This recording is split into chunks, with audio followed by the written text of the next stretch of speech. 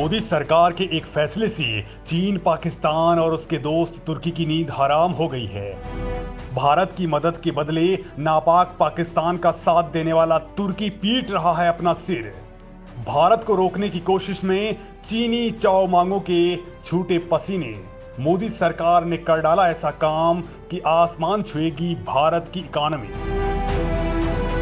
नमस्कार दोस्तों, हमारे देश के घर घर में एक कहावत कही जाती है कि दुश्मन का दुश्मन दोस्त होता है। भारत के खिलाफ गड्ढे खोदने वाले उसके दुश्मनों की नींद अब हराम हो चुकी है। उन्हें समझ नहीं आ रहा कि वो भारत को कैसे रोकें।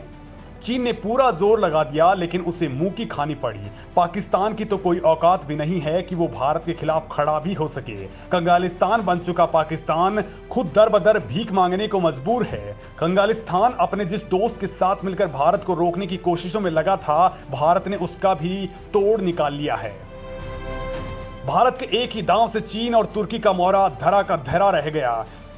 पीएम मोदी की कूटनीति से भारत यूरोप में घुसा। अब व्यापार हुआ और आसान। दुनिया में एक बार फिर बजा भारतीयों का डंका। दोस्तों, आपको तो पता ही है कि दगाबाज चीन हमेशा से भारत को दबाने की कोशिश करता रहा है। अंकल शी जिनपिंग दक्षिण पूर्वी एशिया में भारत की लगातार बढ़ती ताकत से खौफजदा हैं और यही वजह है कि पीएलए लगातार भारत में घुसपैठ करके अंदरूनी माहौल को खराब करने की कोशिश में जुटी हुई है। इतना नहीं, चीन भारत को अंतर्राष्ट्रीय मंचों पर भी घेरने का कोई मौका नहीं छोड़ता। वो लगातार पाकिस्तान, तुर्की और अजरबैजान को मोहरे की तरह इस्तेमाल कर भारत की दुनिया में धमक को रोकने की कोशिश में लगा है। दोस्तों, आपको अजरबैजान और आर्मेनिया के बीच नगर्नो काराबाख क्षेत्र को लेकर के हुआ युद्ध तो जरूर ही याद होगा, जिसमें अजरबैजान की तरफ से पाकिस्तान, तुर्की और चीन आर्मेनिया के खिलाफ मैदान में जमे हुए थे। लेकिन अब आर्मेनिया ने भारत के साथ मिलकर अजरबैजान, पाकिस्तान और तुर्की की सिकड़ी की काट निकाल ली है। दोस्तों, आर्मेनिया ने भारत को अपने देश के कॉरिडोर का इस्तेमाल करने का प्रस्ताव दिया है। आपको बता दूं कि भारत दुनिया की सबसे तेजी से उभरती हुई इकोनॉमी वाला देश है। पीएम मोदी ने देश को $5 ट्रिलियन की इकोनॉमी बनाने का टारगेट रखा है और हमारा देश इस दिशा में तेजी से आगे बढ़ रहा है।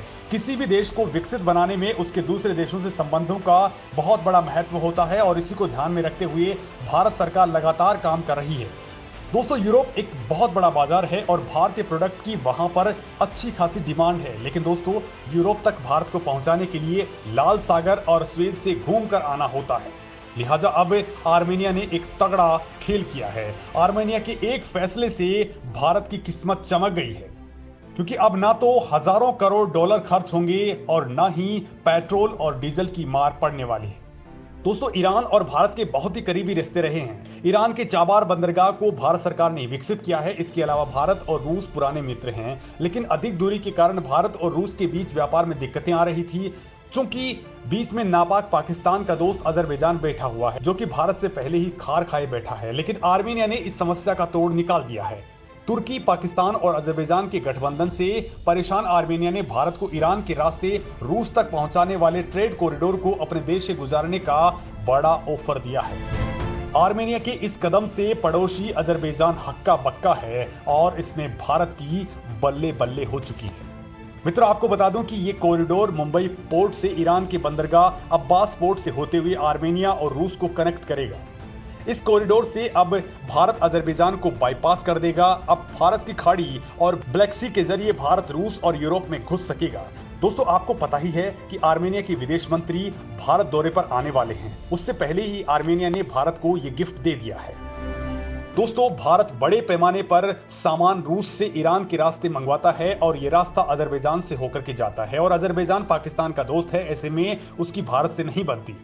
अभी तक भारत रूस के साथ international north south transport corridor से व्यापार करता रहा है, जो कि अजरबैजान से होकर के गुजरता है। लेकिन दोस्तों, अब इस रास्ते का तोड़ भारत ने निकाल लिया है। भारत ने अब आर्मेनिया डिप्लोमेसी का सहारा ले लिया है, क्योंकि आर्मेनिया पर अजरबैजान लगातार हमले करता रहता है और वो बचने के लिए उसने भारत का साथ मांगा है। वो भारत से पिनाक रॉकेट सिस्टम और तोपें खरीद रहा है। इसके अलावा दोस्तों, वो अपने मिसाइल डिफेंस सिस्टम को बहुत ज़्यादा तेज़ी से विकसित करने के लिए भारत का सपोर्ट चाह रहा है और इस काम में मोदी लगातार उसकी मदद कर रहे हैं। और यहीं पर दोस्तों, रूस और ईरान का साथ भी भारत को मिल रहा है। रूस ईरान में रेलवे लाइन बिछा रहा है।